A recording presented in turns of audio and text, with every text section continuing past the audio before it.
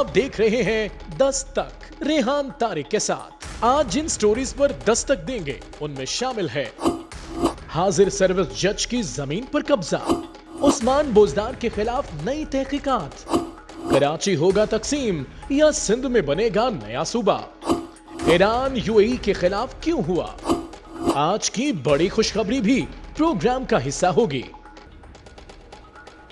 अस्सलाम वालेकुम, मैं हूं रेहान तारिक और आप देख रहे हैं 10 तक। उरूसुल बिलाद कराची में एक बार फिर लिसानी और इंतजामी इख्तलाफात बढ़ते हुए दिखाई दे रहे हैं।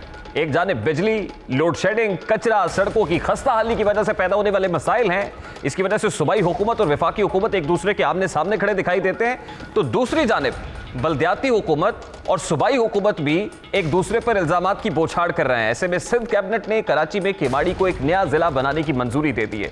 यानी यूं कहिए कि एक नया पिंडोरा बॉक्स खुल चुका है, लेकिन कराची के मसाइल हैं कि थमने में नहीं आ रहे। इस वक्त क्या सूरत हाल दिखाई दे रही है, कैसे सियासी तूफान भी बपा किया जा रहा है और दूसरी तरफ खुद अर्बन फ्लडिंग आई हुई है कराची के अंदर। अब अवामी मसाइल को बुनियाद बनाकर सियासत तो की जा रही है, मगर बदकिस्मती से इस सारे मंजरनामे में अवाम कहीं दिखाई नहीं देती है। जहां कराची सियासी तूफान की जद में है, वहीं थोड़ी बारिश भी बड़ा तूफान बनी हुई है।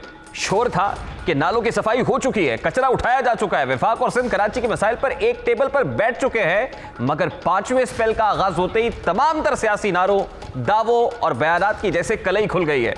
उल्टी हो गई सब तदबीरें, कुछ ना दवा ने काम किया।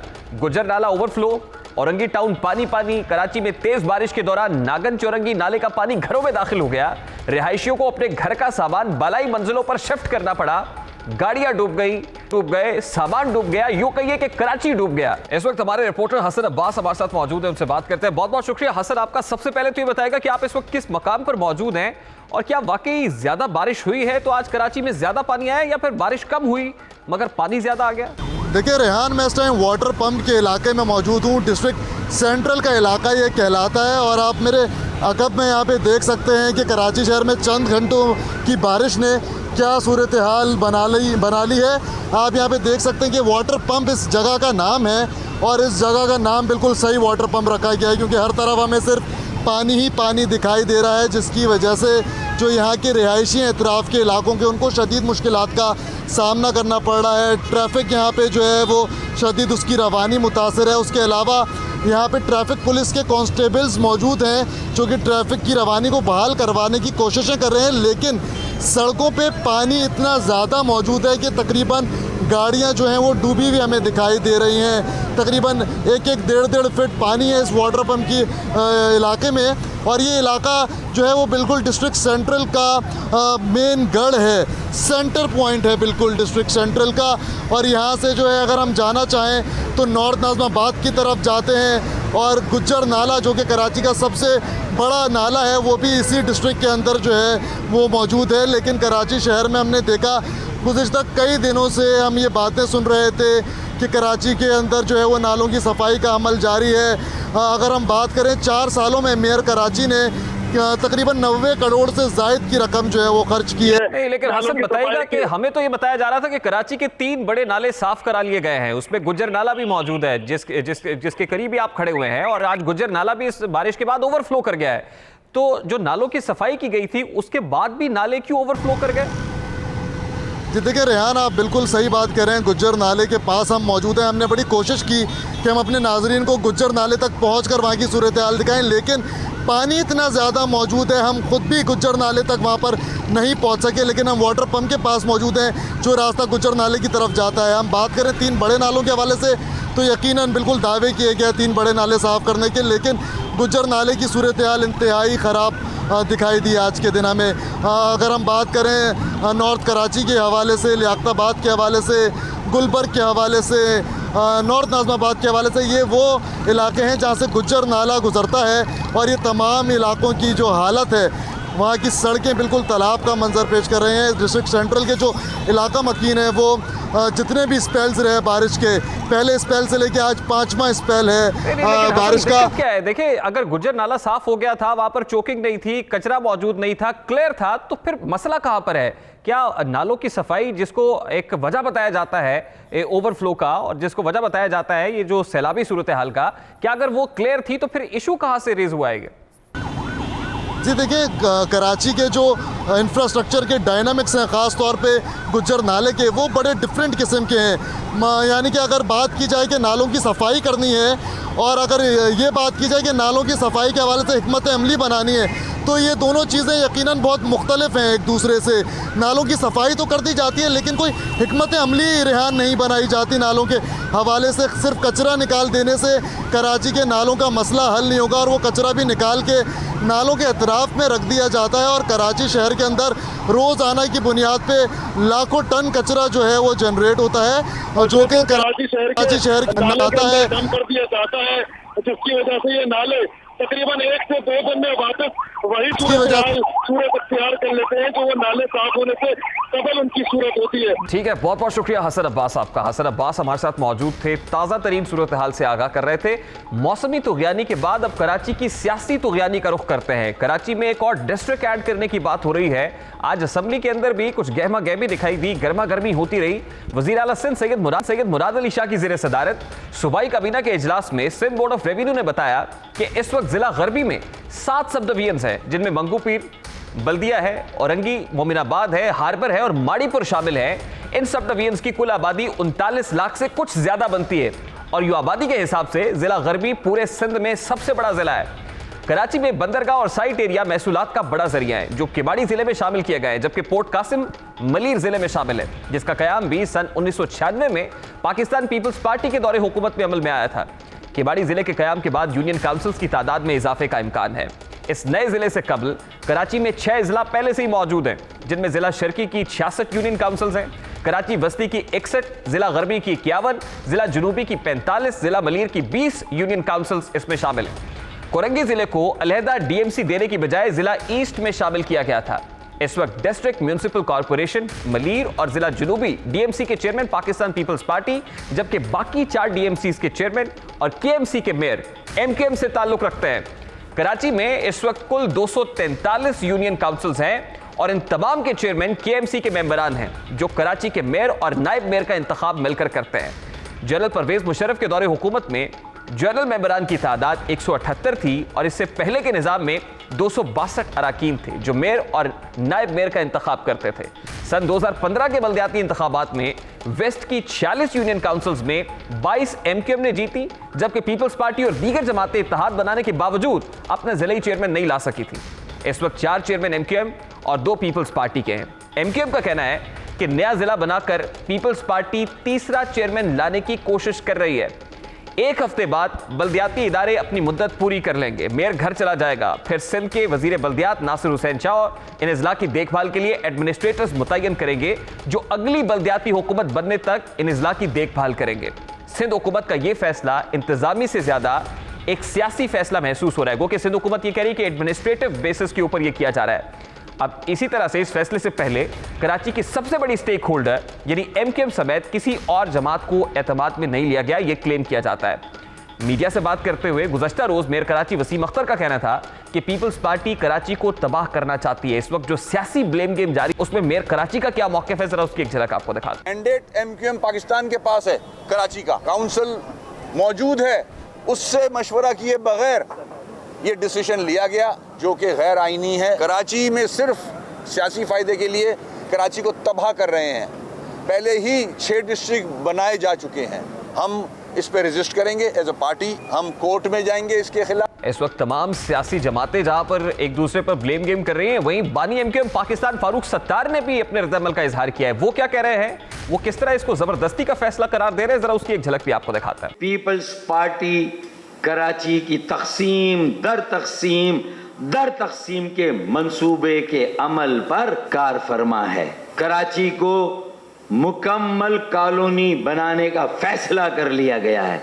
किसकी? सिंध के वडेरों और जागीरदारों की। कराची में मैंडेट न होने के बावजूद कराची के अवाम की सपोर्ट न होने के बावजूद मनमाने फैसले करके कराची के अवाम पर, कराची के शहरियों पर मुतासिबाना आमिराना फैसले मुसल्लत किए जा रहे हैं। अब सिंध हुकूमत के इस फैसले पर एमकेएम के अलावा पाक सरजमीन पार्टी ने भी भरपूर रद्द-ए-अमल दिया है। मीडिया से बात करते हुए मुस्तफा कमाल ने कहा कि इस फैसले ने सिंध की तकसीम की बुनियाद रख दी है। हम समझते हैं कि कराची के 6 डिस्ट्रिक्ट्स को तकसीम करके, कराची के एक डिस्ट्रिक्ट को 6 डिस्ट्रिक्ट में तकसीम करके सिंध की तकसीम की बुनियाद डाली है गवर्नमेंट ने। तो भाई जिस तरह से सिंध की तकसीम नामंजूर है तो कराची की भी तकसीम नामंजूर है। अब जरा पाक सरजमीन पार्टी के सरबराह मुस्तफा कमाल से एक कदम और आगे बढ़कर कन्वीनर एमकेएम पाकिस्तान खालिद मकबूल सिद्दीकी ने साफ साफ नए सूबे का मुतालबा सामने रख दिया है कि कराची को एक नया सूबा डिक्लेयर किया जाए। वो क्या कह रहे हैं, जरा उनका मौक़िफ़ भी आपके सामने रखता है। वो भाई मुमताज भुट्टो, तुम कह रहे थे सूबा कैसे बनाओगे, जमीन होनी चाहिए। अल्हम्दुलिल्लाह जमीन भी है और जमीर भी है। माफ करते थे,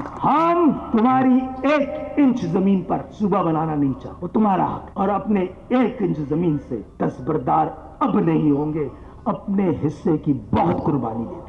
ऐवान फैसला नहीं करता, अगर अदालतें भी फैसला ना करें, वोट की कोई वक़्त ना हो, वोट भी फैसला ना करे तो फिर रोड को फैसला करना हो। अब कराची की तकसीम और नए सूबे के हवाले से होने वाली तमाम तर तनकीद का जवाब देते हुए आज सिंध हुकूमत के तर्जुमान मुर्तज़ा वहाब का कहना था कि सिंध धरती माँ है। उन्होंने इस पर क्या मौक़िफ़ दिया है और तमाम तर वो पार्टीज जो सिंध हुकूमत को ब्लेम कर रही हैं, इस फैसले को मुस्तरद कर रही हैं, सिंध हुकूमत उसका क्या जवाब दे रही है, जरा मुर्तज़ा वहाब को सुनता है।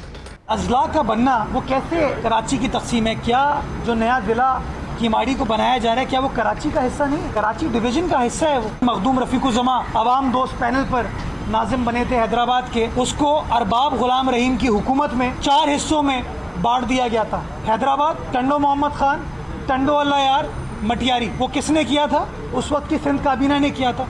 उस सिंध काबीना में वसीम अख्तर साहब मुशीर दाखिला थे, तो मुस्तफ़ा कमाल साहब भी उस वक्त सूबाई काबीना का हिस्सा थे। अब ऐसा महसूस हो रहा है कि इस फैसले ने एक नया पिंडोरा बॉक्स खोल दिया है। अब एक बार फिर लिसानियत पर सियासत होगी, जो यकीनन कराची के अवाम के लिए खुशखबरी नहीं है। कराची के बदलते हुए हालात पर बात करने के लिए इस वक्त बानी एमकेएम पाकिस्तान फारूक सत्तार हमारे साथ मौजूद हैं। बहुत बहुत शुक्रिया फारूक सत्तार साहब आपके वक्त के लिए। हर साल मॉनसून का आगाज होते ही शहर कायद की सियासत में तुग़यानी आ जाती है, मगर इस बार तो ये हुआ कि सियासत में अभी गरज चमक हो रही थी कि 5वें स्पेल ने तमाम तर सियासत पर पानी फेर दिया है। फारूक सत्तार साहब, क्या शहर कायद के मसाइल का हल ये है कि शहर कायद को सूबा बना देना चाहिए, कराची सूबा डिक्लेयर हो जाए, या फिर इसका हल ये है कि इसको डिस्ट्रिक्ट्स के अंदर तकसीम कर दिया जाए? मेरे ख्याल में इतने ज़्यादा स्टेक होल्डर्स हो गए हैं, कुछ जायज़ हैं और कुछ ज़ाहिर है कि बिला वजह का अपनी सूबाई हुकूमत के बलबूते पे ज़ोर लगाते हैं और कुछ ज़ाहिर है कि वफाकी हुकूमत के बलबूते पर। और फिर कराची शहर की अहमियत ही सबसे अलग है, सबसे ज़्यादा है। वाहिद कौमी शहर है, मईशत का मरकज़ है, तरक्की का इंजन है। तो अब ये नहीं मालूम कि कौन इतना इससे मुखलिस और सिंसियर है और बेलौस इस कराची शहर में अमन भी कायम रखना चाहता है, इसकी मजबूती, इस्तेहकाम, तामीर और तरक्की के अमल को भी आगे बढ़ाना चाहते हैं, ये समझ के कि कराची में अब हर ज़बान बोलने वाला पाकिस्तानी है। एनएफसी अवार्ड के तहत उनको प्रॉपर शेयर नहीं दिया जाता है, बल्कि उस्मा ये कहती है कि पीएफसी के तहत उनका शेयर ट्रांसफर नहीं किया जाता है। मसला सिर्फ पैसों का है, फंड्स का है, अखराजात का है, या फिर नीयत का प्रॉब्लम है? फारूक सत्तार साहब, फंड्स का मसला तो अपनी जगह है और वो मसला चाहे वफाक सूबे को ना दे रहा हो, लेकिन सूबे के पास इतने वसाइल अपने हैं कि उन्हें 7वें कौमी मालियाती कमीशन में जो यूटिलिटीज़ खिदमात पर सेल्स टैक्स है वो पूरा उनको जमा करने का मौका मिला। 125 अरब से ज़्यादा का एक नया इजाफी टैक्स और रेवेन्यू सूबाई हुकूमत सिंध को मिला और ये हमने भी उसकी सपोर्ट की थी जब ये 7वां कौमी, लेकिन ये कराची से इसमें 125 अरब में से 110-115 अरब रुपए कराची से जमा होते, लेकिन मजाल है कि उसमें से भी इतनी सियासी बुर्दबारी का, बालिग नज़री का और इतनी सियासी पुख्तगी का मुजाहरा जरदारी साहब करते। और अब बिलावल भुट्टो ने आज भी क्लेम किया कराची मेरा शहर है, एक एक शहरी मेरा है। तो 5 अंडर पासेस बना देने से 300 अरब रुपए अब चाहिए होंगे K4 65 करोड़ गैलन पानी के लिए। और इसी तरीके से कचरा उठाने के लिए 200 अरब का एक नया जदीद निज़ाम बनेगा जो 12 सालों का गैप है। इसी तरह जो फरसुदा 70 साल की सीवरेज की निकासियाब की लाइनें उनको चेंज करना, और जो ट्रीटमेंट प्लांट मैंने लगाए थे मुझसे पहले 150 मिलियन गैलन के वो ख़राब पड़े उनको शुरू करना और नए ट्रीटमेंट प्लांट देना, रिसाइकलिंग प्लांट देना। कराची फिर इसी तरह सर्कुलर रेलवे जो हमने सीपैक में शामिल करा शुरू नहीं हुई उसके कराची चलेगा तो पाकिस्तान चलेगा। क्या कराची के मसाइल का हल इसको सुबह बनाने के अंदर लाई करते हैं? मैं आ रहा हूं उस तरफ, लेकिन मैं कह ये रहा हूं कि ये जो बड़े मंसूबे उनके लिए 4 सालों में, और बिजली के लिए कुछ के इलेक्ट्रिक को सुधारना, ये 1500 अरब और गुड गवर्नेंस और मैनेजमेंट और तवज्जो यकसोई से, और अगर ये तीनों ही पार्टियां इसी तरह रहेंगी तो तीनों को कहीं ना कहीं आपस में कॉपरेशन या ताउन करना पड़ेगा और मिलकर काम करना पड़ेगा। लेकिन हुआ क्या कि ये तीनों पार्टियां, इनके अच्छे लोग भी आपस में लड़ते रहे और इनके जो गंदे लोग थे, हमने तो देखा कि तीनों पार्टी बैठ गई है, एमक्यूएम भी बैठी, उन्होंने कहा जितने भी वसाइल हैं वफाकी हुकूमत भी बैठी, सारे वसाइल फाइलों बैठी, उसमें चेयरमैन एनडीए में नदीम अफजल भी बैठ गए और हमें पता चला कि कराची के मसाइल पर तमाम स्टेक होल्डर्स अब एक टेबल के ऊपर मौजूद हैं। ये बड़ा खुशाइन था, अमर था कराची के बासियों के लिए। लेकिन उसके फौरन बाद ये होता है कि कराची को डिस्ट्रिक्ट बनाने की मंजूरी सूबाई कैबिनेट देती है, उसके बाद एक नई जंग शुरू हो जाती है। एमक्यूएम ये कहती है कि कराची को सुबह बना देना चाहिए, वो अपने जलसे के अंदर एक करारदाद मंजूर कराते हैं, दूसरी तरफ सिंध हुकूमत ये करती है। तो इसका मतलब ये है कि कोई भी जब एक टेबल पर बैठता है और तो कराची के अवाम जो है सोचने लगते हैं कि शायद उनके मसाइल हल हो जाएंगे, तो लॉलीपॉप दिया जाता है उन्हें। देखें, अगर सूबा बन जाता है तो सूबा मेरी नज़र में आखिरी हल है और सबसे महंगा जो है वो ऑप्शन है। महंगा इसलिए कि इस वक्त जिस तरह सेंटिमेंट्स हमारे सिंधी बोलने वाले भाइयों में और कौम परस्तों में, दही सिंध और फिर कराची में जो मेरे सिंधी भाइयों बहनों बेटियों की आबादी है, वहाँ जो मुझे नज़र आ रहा है कि अगर कोई भी सूबे की बात करता है गोया कि वो लसानी बुनियाद पर, हालांकि ऐसा है नहीं, और गोया कि दही और शहरी सिंध को एक दूसरे से अलग करने की बात, और जिसके नतीजे में मेरे सिंधी बोलने वाले भाइयों को कौम परस्त और पीपल्स पार्टी के कौम परस्त ये चढ़ाते हैं कि ये कराची के वसाइल को ले लेंगे और सिंध बिल्कुल यतीम हो जाएगा। हालांकि इन सारी बातों का हल है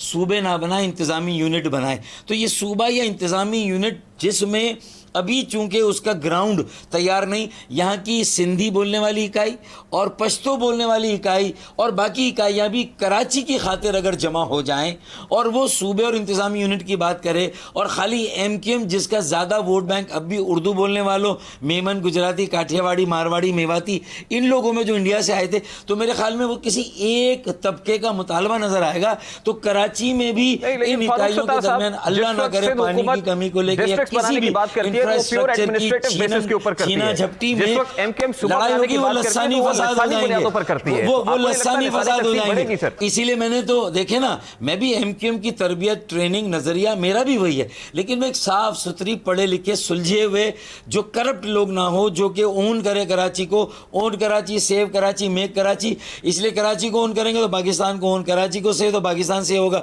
कराची को मेक करेंगे पाकिस्तान को मेक। तो मैं इसीलिए अब ये कहता हूं कि जो आप बात करें, इसीलिए इसमें हमें थोड़ा सा ओपिनियन और लोगों ये राह हमवार करनी पड़ेगी। सूबे और इंतज़ामी यूनिट, सूबे और इंतज़ामी यूनिट में भी फ़र्क है। सिंध के कौम परस्तों को भी शायद एंगेज करके, पीपल्स पार्टी के कौम परस्तों को भी शायद एंगेज करके, और जो सियासी लोग हैं वो आपस में सर जोड़कर बैठें, कराची को तजुर्बागाह ना बनाएं, कराची को आर्टिकल 149 का जो क्लॉज है 4 उसकी भेंट भी अभी ना चढ़ाएं कि आसमान से गिरा खजूर में अटका, कि सूबे से निकल के मरकज में चले गए, वफाकी वजीर दंदनाते फिर रहे, हमारा कंट्रोल है कि कराची और कराची वाले घास से कुचले जाएंगे, बड़े हाथियों की लड़ाई में सूबों के वडेरे, वहाँ एस्टैब्लिशमेंट फौज और वफाक रिक्वेस्ट करती है एनडीएमए से और एनडीए में रेस्क्यू करने के लिए पहुंचती है। और 149(4) क्या होगी सर?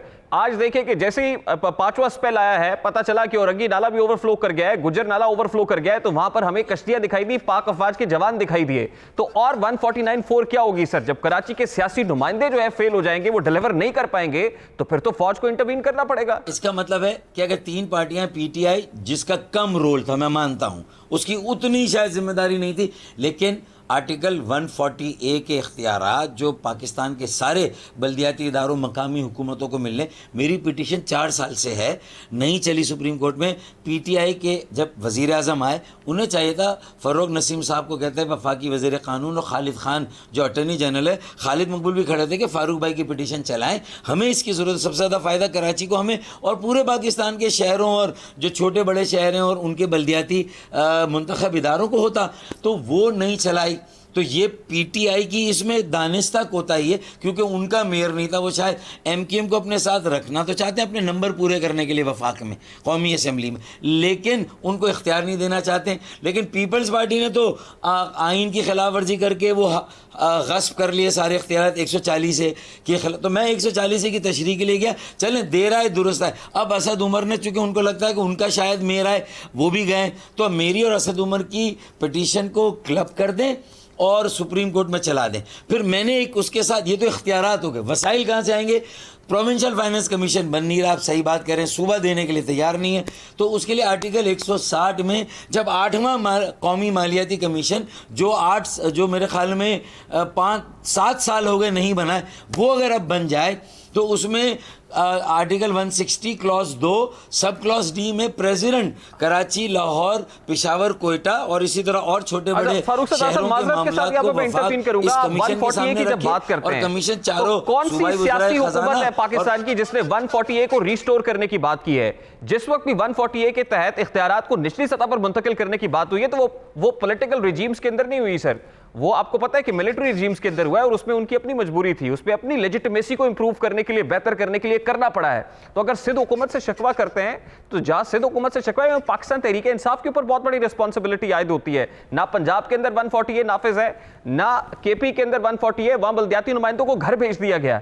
तो इस वक्त जो रिस्पॉन्सिबिलिटी इस लिहाज से, आपको नहीं लगता कि पाकिस्तान तहरीक इंसाफ वफाकी हुकूमत के ऊपर बहुत ज्यादा है? इसीलिए मैंने कहा कि गो के बज़ाहिर उनकी रिस्पॉन्सिबिलिटी कम नजर आती है, लेकिन आपने 100 सुनार के गलोहार की, आपने वो जो सारे मसाइल की जड़ है कि 140A बल्दियाती इदारों को देने में कौमी असम्बली का विल होना चाहिए। वहाँ से 140A पास हो गया है, तो वफाकी हुकूमत के पास तो हुकूमत और मैंडेट है ना PTI के पास, तो उन्हें पंजाब का एक ऐसा कानून वज़ा करना चाहिए जहाँ दे दें, और हमारे साथ मिल के वफाकी वज़ीर क़ानून और अटर्नी जनरल मेरी पिटीशन असद उमर की चला के ये इख्तियारात का क़ज़िया तय कर दे, और पंजाब में भी इंतखाबात का ऐलान कर दे PTI, उनकी पंजाब में हुकूमत है, और पीपल्स पार्टी यहाँ ऐलान कर दें, कोई और बहाना उज़र करके ना 140A की इम्प्लीमेंटेशन को रोके। सुप्रीम कोर्ट भी दे, और सुप्रीम कोर्ट ने भी जब सुओ मोटो नोटिस लेके इतनी सलावतें सुनाई बदतरीन हुक्मरानी की मेयर कराची और MQM पाकिस्तान को, और वज़ीर आला मुराद अली शाह और उनकी सूबाई हुकूमत और पीपल्स पार्टी को, तो उन्हें भी कहना चाहिए कि ये दो चीजें वे फॉरवर्ड है। 140A आए फरीक़ैन, इस वक्त जो कुछ हो रहा है, जो सिंध हुकूमत कर रही है, जो MQM कर रही है, या वफाकी हुकूमत कर रही है, क्या ये सब कुछ बल्दियाती इंतखाबात की तैयारी होती हुई दिखाई दे रही है आप? देखिए, ये तैयारी से ज्यादा लड़ाई है, लड़ाई से ज्यादा इनके दरमियान पोलराइजेशन है, और इनकी पोलराइजेशन के नतीजे में इनमें से किसी का भी मेयर आ गया, ठीक है ना, जिसका भी बस चला, जोर चला और आ गया, तो उसको दूसरी पार्टियां काम नहीं करने देंगी। अगर PTI का आया तो MQM पाकिस्तान और पीपल्स पार्टी उसे काम नहीं करने देगी। अगर पीपल्स पार्टी का आया तो PTI और MQM पाकिस्तान उसे काम नहीं करने देगी। और जिस तरह भी MQM का है, उसने खुद भी काम नहीं किया, उसने खुद भी करप्शन को जो है वो फ़रोग दिया, और उसके ऊपर कोई बास पुरस पार्टी की तरफ से भी नहीं हुई। तो फिर इसका मतलब है कि ये हालात इसी तरह रहेंगे। इसीलिए मैंने ये तजवीज़ दी है कि 140A भी अगर तय हो जाए, इसी तरह 160 के जरिए से बिल्कुल ठीक है। बहुत बहुत शुक्रिया फारूक सत्तार साहब आपका। बानी MQM पाकिस्तान फारूक सत्तार हमारे साथ मौजूद थे, शहर कायद के मसाइल पर बात कर रहे थे, और इसका हल क्या हो सकता है मुजव्वज़ा तौर पर जो MQM पेश कर रही है, पाकिस्तान पीपल्स पार्टी पेश कर रही है, उस पर बानी MQM पाकिस्तान फारूक सत्तार का मौक़िफ़ आपने जाना। एक ब्रेक लेंगे, ब्रेक के बाद जब वापस आएंगे तो शहर कायद के बाद वसीम अकरम प्लस के सूबे का रुख करेंगे, देखेंगे कि पंजाब में इस वक्त क्या हो रहा है। एक ब्रेक के बाद हमारे साथ हैं।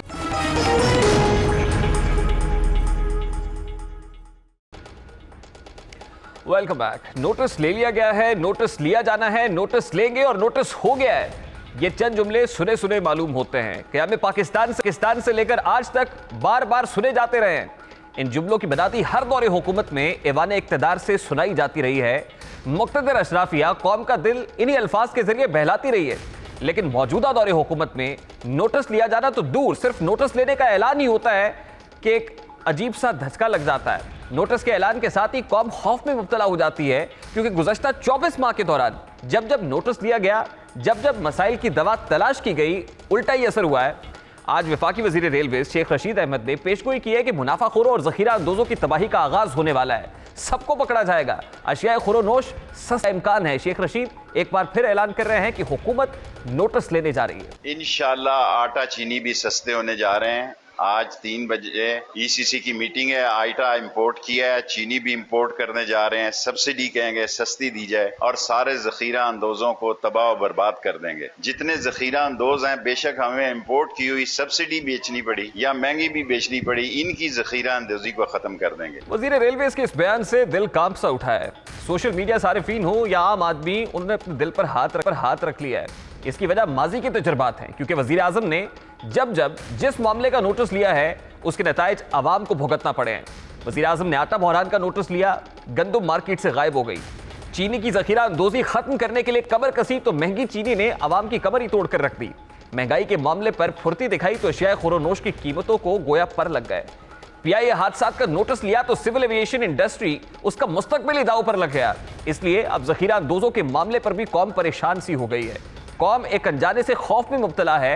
एक और महंगाई के मुमकिन तूफान के खदशा है। मार्केट से अशियाए खुरोनोश की कामयाबी का डर सा पैदा हो गया है। इंशाल्लाह ये जो माफियाज बैठे हुए हैं, जो इस मुल्क में महंगाई करते हैं पैसे बनाने के लिए, एक एक माफिया को हम पकड़ेंगे, इंशाल्लाह एक को नहीं छोड़ेंगे। हुकूमत के माजी के चंद नोटिस की एक झलक आपने देखी है। हुकूमत ने जब भी किस मामले का नोटिस लिया है तो अवाम की परेशानी है कि डबल हो गई है। इसके बावजूद इन दिनों तहरीक इंसाफ हुकूमत अपने 2 साला कारकर्दगी की रिपोर्ट्स पेश कर रही है। हर रोज एक प्रेस कॉन्फ्रेंस के जरिए मुल्क में सब अच्छाई का राग अलापा जाता है। सरकारी तर्जुमान लफ्जों का खूब गोरख धंधा आवाम के सामने रख रहे हैं। यूं कह ले कि सरकारी तर्जुमानों की ड्यूटीज में बहुत इजाफा हो गया है। वफाक, खैबर और पंजाब के वज़रा इत्तलात आवाम को खूब सपने दिखा रहे हैं। वसीम अकरम प्लस का पंजाब, जिसके तर्जुमान फयाजुल हसन चौहान हैं, जो उस्मान बुज़दार को वसीम अकरम प्लस की बजाय शेरशाह सूरी कहते हैं, आज उन्हीं शेरशाह सूरी ने अपनी 2 साला कारकर्दगी बताते हुए कहा है कि वो सड़कों की बजाय इंसानी तरक्की पर, ह्यूमन डेवलपमेंट पर यकीन रखते हैं। हालांकि शेरशाह सूरी ने तो पेशावर से कलकत्ता तक जीटी रोड बनाकर एक तारीख रकम की थी और अंग्रेज सरकार भी जीटी रोड के मुकाबले में सड़क नहीं दे सकी थी। अच्छी बात है कि पंजाब के शेरशाह सूरी इंसानी फलाह पर यकीन रखते हैं, उन्हें इंसानी बहबूद से सुकून मिलता है। एक नज़र शेरशाह सूरी के इंसानी बहबूद के इकदामात का जायजा लेता है। पंजाब जो एक ज़रई सूबा है, जो पूरे मुल्क की खुराक की बड़ी ज़रूरत को पूरा करता है, उस सूबे में गंदम की किल्लत हुई, चीनी का बहरान पैदा हुआ, अशियाए खुरोनोश कामयाब हुई। इंसानी बहबूद ही की बात करें तो सरकारी अस्पतालों का मयार मुसलसल गिरावट का शिकार है। मुफ्त इलाज की सहूलियात नापैद दिखाई देती हैं। तालीमी इदारों की बेहतरी के कोई इकदाम दिखाई नहीं देते हैं। किसानों की बहबूद के लिए खाद पर सब्सिडी देने के दावे किए गए, लेकिन मुल्क का ये दहकान गुज़श्ता 2 सालों में सबसे ज्यादा परेशान हुआ। सस्ती बिजली फराम करने के ऐलानात हुए, लेकिन किसानों को बिजली पर मिलने वाली सब्सिडी खत्म कर दी गई। फयाजुल हसन चौहान की नजर में उस्मान बुज़दार हर मैदान में जुर्रतमंदाना मौक़िफ़ रखते हैं। उन्होंने हर मैदान में कारकर्दगी दिखाई है। यही उन्होंने लाखों एकड़ अराजी भी कब्जा माफिया से वागुजार कराई। इस मामले पर फयाजुल हसन चौहान शेरशाह सूरी के बारे में क्या कहते हैं, जरा उसकी एक झलक भी देख लें। शेरशाह सूरी का तो हम सुनते थे, आज तक हम शेरशाह सूरी की तारीफ करते हैं। आज तक सरदार उस्मान बुज़दार साहब की तारीफ करते हुए पता नहीं क्यों कुछ दोस्तों के मुखालफीन से लेके कुछ दोस्तों के जाना वो जुबान भी जलती है, पर भी जलते हैं कि भाई क्या पहली दफा पंजाब के अंदर ये नहीं हुआ? पंजाब के अंदर पहली दफा हुआ है 9.25 लाख कनाल सरकारी जमीन। चौधरी तलाल साहब जैसे, चौधरी दानियाल साहब जैसे, मियां जावेद लतीफ साहब जैसे नाम नेहाद सियासी मोअज़्ज़िज़ीन, इस तरह के 7500 थे नून लीग के, पीपल्स पार्टी के, जिन्होंने सरकारी जमीनों पे कब्जा किया हुआ था। पहली दफा वजीर आला बना एक बंदा, पहली दफा, और वजीर आला बनते ही पहले 4 महीनों के अंदर अरबों रुपए की मालियत की ये जमीन जो है वो रिकवर करवा लेता है। ये कौन सी इनकम्पिटेंसी है जी, मुझे आप बताएं। वजीर आला पंजाब वसीम अकरम प्लस और पंजाब के शेरशाह सूरी मोहतरम उस्मान बुज़दार, यकीनन आपकी 2 साला कारकर्दगी आपकी नजर में, आपके तर्जुमानों के बयानात में बेहतर होगी, लेकिन सूबे के अवाम की नजर में कुछ बेहतरी नहीं हुई है। आपने अपने इक़्तिदार के पहले साल कब्जा माफिया के खिलाफ ऑपरेशन के नाम पर खूब दाद समेटी, लेकिन इससे नताइज क्या हासिल हुए? वागुजार सरकारी जमीनों को कहां इस्तेमाल किया गया? आपके बयानात और इक़दामात में जमीन व आसमान का फर्क है। आपके दौरे हुकूमत में आम आदमी तो कुजा, हाई कोर्ट के जज भी कब्जा माफिया से महफूज नहीं है। मोहतरम उस्मान बुज़दार, लाहौर हाई कोर्ट के जज जस्टिस सरफराज डोगर के प्लॉट पर कब्जा कर लिया गया, यानी उन्हें अपनी जमीन वागुजार कराने के लिए FIR का इंदराज कराना पड़ा। हमारी इतलात के मुताबिक प्लॉट का मामला अफवाह तफहीम से अब हासिल कर लिया गया है, अब हल हो गया है। लेकिन ये बड़ी अचंभे की बात है कि खुद हाई कोर्ट के जस्टिस सरदार डोगर को अपनी जमीन के लिए FIR का इंदराज कराना पड़ा। This is something very interesting. सवाल ये उठता है कि कब्जा माफिया के खिलाफ सरगर्म वजीर आला के दौर में आला अदालत के जज की जमीन भी महफूज है। जस्टिस सरफराज डोगर के प्लॉट पर कब्जे का मुकदमा मुल्तान बेंच की रजिस्ट्री के additional registrar Lahore high court Mohammad Shahid की मुद्दत में दर्ज किया गया। मुकदमे में मुलजिम शफी पहलवान, शुमाइल अकरम समेत दीगर कई अफराद नामजद किए गए। FIR के मतन के मुताबिक जस्टिस सरफराज डोगर का western fort canal housing society में 13 मरले का प्लॉट है। FIR के मुताबिक मुलजिमान ने 164 नंबर प्लॉट के जाली कागजात तैयार करके 64 नंबर प्लॉट पर तामीरात शुरू की, जबकि सोसाइटी के फेज में 164 प्लॉट मौजूद ही नहीं थे। मुद्दई के मुताबिक लाहौर हाईकोर्ट का अमला जब प्लॉट का जायजा लेने पहुंचा तो मुलजिमान ने उन्हें जदोखोब किया और उन पर पथराव किया। अमले ने गाड़ियों के पीछे छुपकर जान बचाई। मुद्दई के मुताबिक सरदार सरफराज डोगर ने प्लॉट सन 2012 में खरीदा था। मामले पर दोनों पार्टीज के दरमियान तस्फिया हो गया है, लेकिन सवाल फिर वही है कि शेरशाह सूरी के सूबे में अगर आला अदलिया के जज के असासे महफूज नहीं है तो फिर आम आदमी अपने असासों की हिफाजत कैसे करेगा। वजीर आजम पाकिस्तान और पार्टी तर्जुमान बार बार वजीर आला पंजाब की कारकर्दगी की तारीफें कर रहे हैं, लेकिन कौमी एहतसाब ब्यूरो में हर रोज एक नया ही खाता खुलता चला जा रहा है। नैब जो कि वजीर आला के खिलाफ पहले ही शराब लाइसेंस केस और फिर असासाजात रेफरेंस का खाता खोले हुए था, अब वजीर आला के खिलाफ इख्तियारात के नाजायज इस्तेमाल की तहकीकात का आगाज भी हो गया है, यानी उनके खिलाफ तहकीकात के दायरा कार को वुसअत दी गई है। जराये के मुताबिक नैब ने ठोकर न्याज बेग पर जेर तामीर गेटवे 2 मंसूबे की तहकीकात शुरू कर दी है। नैब इस मामले की जांच कर रहा है कि 2.5 करोड़ के मंसूबे की लागत आखिर 8 करोड़ तक कैसे पहुंची। मंसूबा हासिल करने वाला ठेकेदार काम मुकम्मल होने से कबल राह फरार क्यों इख्तियार कर गया? कैसे नामुकम्मल मंसूबे का ठेका दोबारा मनपसंद ठेकेदार को दिया गया? इस हवाले से नैब की जानिब से मंसूबों का रिकॉर्ड LDA, टीपा, PHA और दीगर अहम सरकारी महकमों से तलब किया गया है। वजीर आला पंजाब ने आमदन से जायद असासाजात का रिकॉर्ड ताहाल जमा नहीं कराया, जबकि उस्मान बुजदार के खिलाफ ठेकों का रिकॉर्ड इकट्ठा करके उनको दोबारा तलबी का नोटिस भेजा जाएगा। नैब में उस्मान बुजदार के नए केस की नौयत क्या है? क्या वजीर आला पंजाब के खिलाफ खुलने वाले खाते मंतकी अंजाम तक पहुंच पाएंगे? ये सवालात अपनी जगह पर मौजूद हैं। बारकैफ इस हवाले से वजीर आजम का जो इंटरव्यू सामने आया उसमें उन्होंने वाज़े तौर पर कहा कि वजीर आला के खिलाफ जो केस शराब लाइसेंस का है वो एक मज़ेका खेज बात है, उस पर हंसने को जी चाहता है, लेकिन अभी जो केसेस सामने आ रहे हैं वो कितने स्ट्रॉन्ग हैं और उस्मान बुजदार कितनी मुश्किल में हो सकते हैं, आने वाला वक्त ही इन सवालों का जवाब दे सकता है। ब्रेक लेंगे, ब्रेक के बाद जब वापस आएंगे तो ईरान के ऊपर मजीद दबाव बढ़ाने की बात की जा रही है। एक तरफ अमेरिका में सदारती इंतखाबात सर पर हैं तो दूसरी तरफ इस तनाजुर में ईरान के ऊपर मजीद सैंक्शंस की बात की जा रही है। ये मामला कितनी शिद्दत इख्तियार कर सकता है और इसके अमेरिकन इलेक्शंस के ऊपर क्या इंप्लीकेशंस हो सकते हैं, इस पर बात करेंगे इस ब्रेक के बाद हमारे साथ।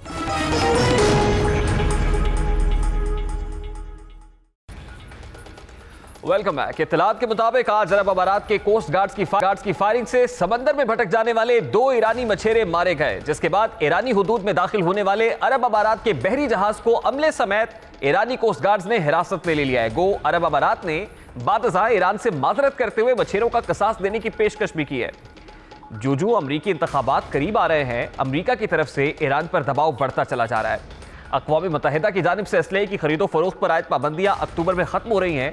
अमरीका चाहता है कि ईरान पर असलहे की खरीदो फरोख्त पर पाबंदियां बरकरार रहें, जबकि इस मामले पर बरतानिया, फ्रांस, जर्मनी, रूस और चीन मुत्तफिक नहीं है और अमरीका नाकाम होता हुआ दिखाई दे रहा है। 2018 में अमरीका ओबामा दौर के joint comprehensive plan of action या ईरान जौहरी मुआहदे से निकल आया था, जिसकी वजह से ईरान को घुटने टेकने पर मजबूर करना और नए पॉलिटिकल ऑर्डर को हतमी शक्ल देना भी था। इसकी पर्सपेक्टिव के अंदर ईरान की तरफ से लचक ना दिखाने की वजह से इस साल 8 जनवरी को अमरीकी सदर ट्रंप ने जौहरी मामले पर नई डील तशबीह की थी। वो क्या कह रहे थे, जरा उसकी एक झलक आपको दिखाते हैं। We must all work together toward making a deal with Iran that makes the world a safer and more peaceful place. अब इस तमाम तर मामले को देखते हुए कहा जा सकता है कि जजीरा उल अरब में सफबंदियां उरूज पर हैं। यूं महसूस हो रहा है कि ईरान का हवा खड़ा करके इसे हवा दी गई है और ईरान के खौफ को इस्तेमाल करते हुए इसराइल को तस्लीम कराने की मुहिम का आगाज हुआ है, जबकि असल मामला दुनिया के इस अहम तरीन हिस्से पर असर बढ़ाना है और चीन और रूस का रास्ता रोकना है। मामला तेजी से तसादुम की तरफ बढ़ रहा है। रूस और चीन भी 3 नवंबर के इलेक्शन पर नजर रखे हुए हैं। अगर ट्रंप हार जाते हैं तो उम्मीद की जा रही है कि joint comprehensive plan of action कायम रहेगा और मामलात अमन की तरफ जाएंगे। मगर अगर ट्रंप जीत जाते हैं तो ये ट्रंप के साथ साथ नेतन्याहू की भी फतह होगी और मामलात तेजी से तसादुम की तरफ जाएंगे। अब जो इलेक्शंस करीब आ रहे हैं, बहुत सारी चीज़ें उसके साथ कनेक्टेड है और ये तो वक्त ही बताएगा कि क्या मामलात सामने आते हैं और अमरीकी इंतखाबात के करीब आते आते क्या क्या तब्दीलियां आलमी उफ़क़ के ऊपर रूनुमा होती हैं। ये तो था आज का दस्तक। आपसे मुलाकात होगी अगले हफ्ते। अपना रखिएगा ख्याल। अल्लाह हाफ़िज़।